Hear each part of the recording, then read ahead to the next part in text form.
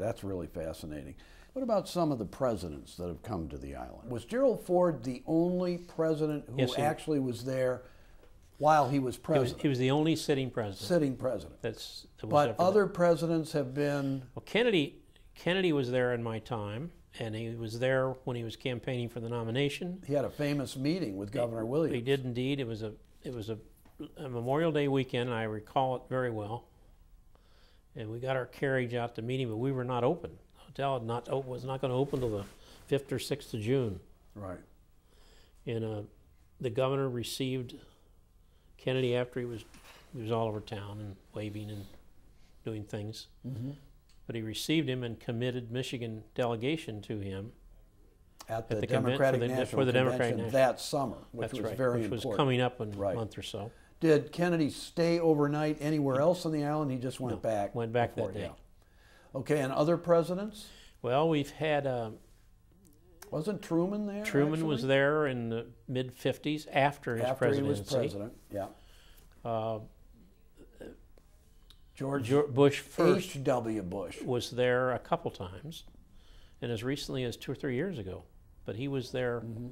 I remember him campaigning for the nomination in the year before 1980, so it would have been the 79 biennial Republican convention. That's exactly right. Conference that they had up there in the fall would have been September of 79. So we've had Truman, we've had, of course, Clinton. Bush. We've had Clinton. Clinton a couple of times, what? At least a couple of times. And we've had Mrs. Clinton during his term as presidency. Okay. We also had Mrs. Johnson during... Lady Bird Johnson. Lady Bird Johnson was there during the Johnson term of presidency. LBJ himself was not ever there. And I think that's it. And George W. never... He was close one day. He was close. And he was campaigning, and he was due to be there. And I think that was for the Republican convention in the fall. And there was a... And Nixon and Carter never made it. No. They didn't make it. That's still a pretty good array of politicians. Yes, and haven't you had governors' conferences up there? Like you had one way back before you were born, way before. That's like right. We had one before I was born, and we had one in the late 40s. Yeah. Which Bill Doyle had a lot to do with, but the old man did too. Okay, now we got to talk about Bill Doyle a little bit in a minute, but the governors' conferences, there were those two. I know there were meetings those like those are the only two national ones. National. But we had Jim Blanchard. Governors? Jim Blanchard brought the Democrat governors to us. And you remember the Traverse City Governors Conference, it was around which we tried to bid on, and there was not possibly enough rooms around to do it. But after that, they flew the Democrat governors up to Mackinac for 3 or 4 days. And that was pretty exciting.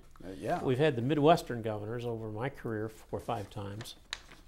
Wasn't there a Democratic platform committee there was conference? Indeed. And wasn't there a famous incident at that, maybe involving... Oh, you're talking about yeah. We had we had just booked. We booked that meeting in early May for whenever it was going to be, a couple months later.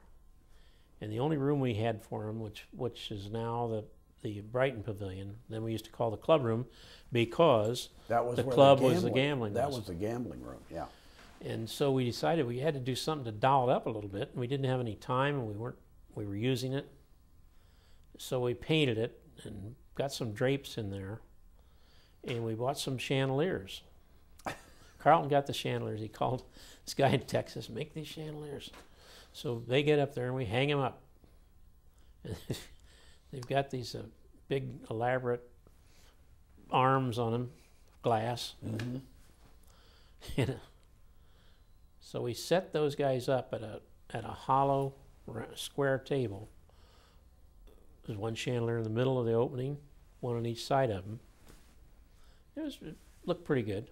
But they were it was kind of a makeshift It was very much of a makeshift job. Job. Okay, you're hoping to just get through this. And they were at lunch or somewhere one day, one of those days. and 2 or 3 of those arms broke, banged down. If they'd have been there, it had killed someone. Wow. Well, just a huge crash. Was anybody in the room, or was this like a tree falling in the forest? There's a kid in the room vacuuming or something. But he escaped with his life. He escaped with his life, and we picked up the pieces, and I can't quite remember. Did they ever know what had happened? I think they asked somewhat. What happened to that chandelier that was over my... We made sure there was no one in there under any other chandeliers. Yeah. Sit here. We got the guy up there the next week and figured it out. That's fascinating. Those chandeliers are still there, though. They put steel inside them. And wow. Let me ask you about the governor's residence as we know it today. Now, that was, as I understand it, built like in 1904 or 1902. Was it a private home? It's a private home. Guy from Chicago, I think. And the state bought that whenever they did. And Bill Doyle was very instrumental in that one. Why did the state buy it? Did they buy it specifically? Well, you see, they didn't have, they bought it specifically. For? The state park was there. Okay. So they had some entity who could sweep the thing out when they needed it done. And I think that Doyle got the idea it'd be good to have the governor here, and no one at Mackinac opposed that. They thought so. You have to remember there was no residence, official residence for the governor in this state here in Lansing. Right. Didn't even have one here. No. That's true. Milliken moved into the first one. That's right. Ironically, for years, the only official residence the governor of Michigan had was on Mackinac Island, just a stone throw from the Grand Hotel. He didn't even have one here in the capital city of Lansing, exactly, where they were serving. Wow. So that was the big sell, and how they got him to do it. I don't think they paid much money for it. 35, 40 grand, I think. That's amazing. And the Park Commission has been the custodian of it over these years. It's been redone several times with private money. Now, was Williams the governor when that happened? When it was acquired as a governor's residence, or made into a governor's residence, or Kim Sigler or Harry Kelly? I would think that it's Kim Sigler, but I don't know that. Yeah, but Williams was the first one who seemed to really take. That's right. An interest. I guess I can't talk about Kim Sigler. I don't know. Yeah. But Williams certainly did, and Williams basically raised their family there in the summers. In the summer. Yeah. All their kids were. Yeah. There from little kids to, he was in office for what, 15 years. And yeah. How about John Swainson? He was only in office for 2 years. He was there some, but not that much. Not significantly. And then Romney came. Romney used it pretty regularly. Mm-hmm. He did not entertain at home very much, but he entertained at the hotel a lot. I can remember getting those calls from Mrs. Romney about 5:30. Oh, Dan, what's on the menu tonight?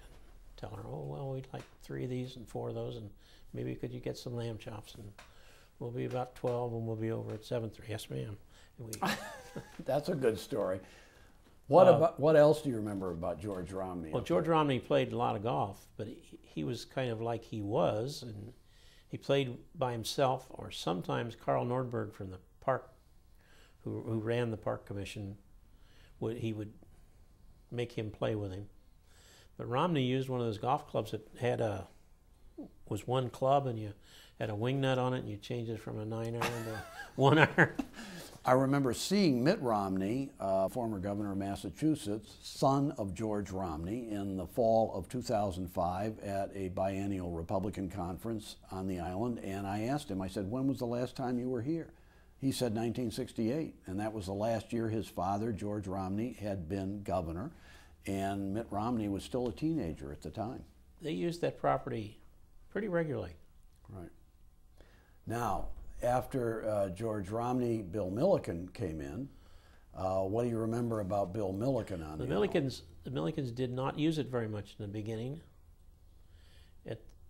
and they gradually used it more and more.